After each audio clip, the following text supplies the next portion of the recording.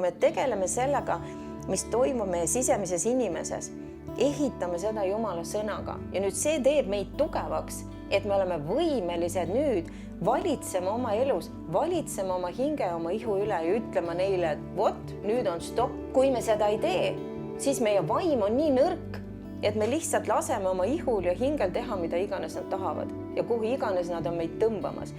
Ma otsustan ära unustada selle, mis on taga ja ma otsustan välja astuda sellest mõttelaadist. See, et ma ei ole see viletsake läbikukkuja, ebaõnnestuja, kelle kohta kõik on midagi halba öelnud. Me ei kanna meeles neid haigelt saamisi, me otsustame andeks anda. Hing tuleb nüüd uuendada sellele vastavalt. Ja see on see viis, kuidas me tuleme ka nendest negatiivsetest kogemustest välja.